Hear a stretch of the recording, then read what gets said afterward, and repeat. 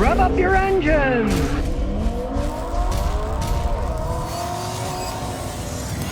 When it's foggy outside, fog lamps come in real handy. They're low and they cut through the glare and don't bounce back in your face like regular headlights. That's why they're called fog lamps. Because if it's foggy and you turn your high beams on, there's a blue high beam light, they're too high and then the fog reflects all that light back and you can't see that well. That's why fog lamps are low. What if your car doesn't have fog lamps? Well, luckily, most late model cars, and this is a 14-year-old one, come with the holes for fog lamps and they just plug them up if you don't have it when you buy it. As you can see, this Toyota Sienna is the same. It's got the plugs for the fog lamps, but they're not in there. Well, guess what? For a very little price and a little of your time, you can install your own fog lamps. The kit that I bought on Amazon was $45. Now here's the entire kit. Cost me about 50 bucks. You get the lights, glass, get the wiring and the switch, everything you need. The only real hassle is you gotta get it in here where it belongs. So let's jack it up and look underneath. See what we gotta do. I'll put a jack stand under there to be safe. We'll take all the bolts off. Once we get them all off, now we can see there's the housing. Now the old one just pops out. It's got these snaps inside. It just snaps right out and then we have the hole. Now realize it's top and the bottom. Well, that's pretty simple. That says top and that's bottom. So you get the top on. All little holes fit in right. You snap it in place. And as you can see inside here, this piece right here snaps. So now it doesn't move.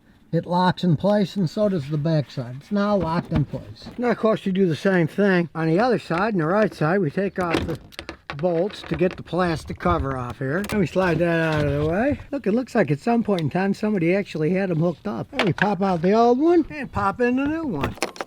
Make sure the top is on the top. Just make sure that it's snapped in there so the edge is behind the lock and it's not going to come off. In this case, it's got the hole for the switch. So we just take this off, pops out, then we can reach inside and we can get that out. And look at this.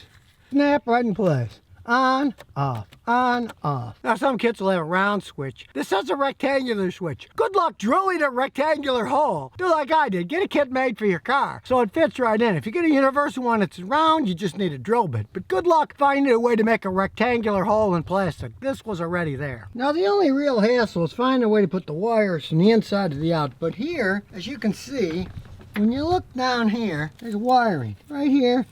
It goes the whole way through. You can push a hole through with a screwdriver. Now we go on the inside, we can see when we look up where the screwdriver's coming out. And we look inside, there it is, poking out right there. We're gonna get a big screwdriver and we're gonna widen the hole where the grommet is. As you can see up here, where the light shining through, we can now fish the wire through that shiny little hole. And now that this end's through, we'll plug the other end in. Back in the car, grab the plug, fish it through the inside, and stick it in the hole where the switch goes. Then plug it into the switch, and snap the switch back in the hole. That's it. It's on, it's off. It's on, it's off. And then snap the plastic little holder, whatever it's for, back in place. And the rest is just connecting all the wiring as in the wiring diagram. Now it's not rocket science. Comes with all the directions. This is the one coming from under the hood. We're gonna make it neat later with twist ties. But this one plugs on here with a connector. This is power, this is ground. And plugs into one of the fog lamps. There it is. Just plugs in up here, snaps in, snap it in. That's locked in place. On the other side here, snaps in. This one's a ground wire, so we'll just bolt it on here to the frame. That's a ground. And the red positive goes to the positive. We'll bolt it onto the terminal here. Got a nice little eyelet that fits right under the bolt. You can see right here, it's holding it down. And before we bolt all the plastic on, let's check them out. We'll come inside, push the magic light for the fog lamps, and ta-da, there's the fog lamps. Now we got loose wires all over the place, so we're gonna get these all twist ties. We don't want the wires getting loose, so we'll snug them up with the ties, then cut off the end, and we'll stick them all over. So now you know how easy it is to install fog lamps on your car, especially if it's already set up for it and all you gotta do is plug the stuff in. Kit was only 45 bucks. What a deal. I'm always giving away information to you guys, and I'm also giving away a set of fog lamps now. To win a set of these, just place a clean, non-offensive comment on the YouTube comments below, and a winner will be chosen randomly by computer to win a nice set of fog lamps for a car that doesn't have one, or maybe yours are broken and the dealer ones cost 500 bucks. I'll get you one of these instead. And here's some bonus questions and answers. Craig Herman says, I'd like to say that, in my opinion, Ford Rangers are POSs. I got an '03 Ranger. Anytime I go to fix it, I end up having to engineer a rig to make it work. 115,000 miles, the engine blew up. That was $2,000 swapping with the used motor. It made me so mad that I want to tell people about this. It's a 2.3 liter regular cab. Like I tell people, Ford Rangers are decent pickup trucks when you get them new. As they age, they're going to break down a lot more than like a Toyota Tacoma. Even a Nissan Frontier with a 4-cylinder engine, it's going to outlast a Ranger. The quality, that's their cheaper built truck. F-150s are their big sellers, and there's a big reason that Toyota sells like 3 to 5 times as many Tacomas every year as Ford sells Rangers, because the quality of the Tacoma is so much higher. You had to put an engine in at 115,000 miles. They can normally last a little bit longer than that, but, you know, it's a little bitty 4-cylinder engine in a truck, and they will wear out faster, especially if you don't maintain them closely. Take the other side, a Toyota Tacoma, a 4-cylinder engine. I've seen people get 500,000 miles out of those. It's still same engine and transmission. It's a completely different ballgame. Now, if you don't care and you buy it new and you're happy up to 100,000 miles, you're going to pay a lot less for a Ranger new. But my advice is buy a used Tacoma instead, and you'll get a lot more mileage. And you'll end up spending a whole bunch more money in the long run if you keep it for 10 or 20 years, even though you're probably going to pay more for a good used Tacoma than you're going to pay for a new Ranger.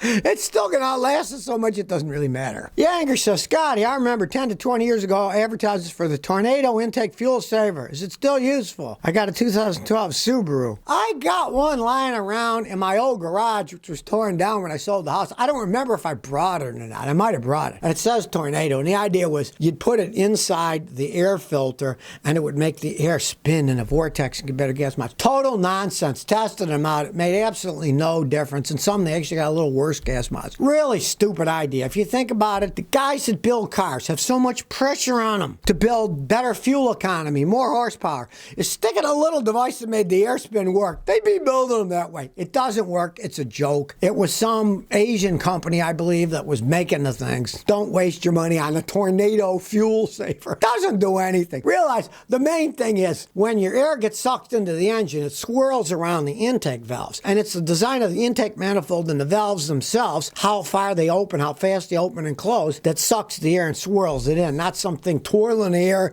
going into the intake itself. I actually tested out, made a video on it, show what a scam they were. Jacques says, I got a 2011 Hyundai Santa Fe 3.5 V6. We do a lot of camping. Toy in a frame that weighs about 2,000 pounds. I put electric trailer brakes, and we had equipment, luggage, and stuff for 800 pounds more. I want to keep it till it dies because it's too expensive to buy new ones. Now, what do you think? Will it last? Well, it's a Hyundai Santa Fe with a V6 engine. They're only going to last so long anyway. Now, you're not towing any outrageous amount of weights. If I were you, if you can turn your overdrive off when you're towing that kind of weight, I would turn the overdrive off to not strain things. You get a bit worse gas mileage, but I turn the overdrive off if you can. But you're not towing an extremely large amount. That said, of course, it's a Hyundai. It's a Korean car. It's not made for towing a whole bunch of weight. Whenever you don't have to tow the weight, don't tow it. And then baby it. Don't, race up hills and stuff. You put electric assist brakes on. That's a good idea so it'll handle better. And just baby it. You never know how long it's going to last. I mean, those things wear out at a certain period of time, and you said you have 170,000 miles. So even if you weren't towing something, it's probably nearing the end of its lifespan.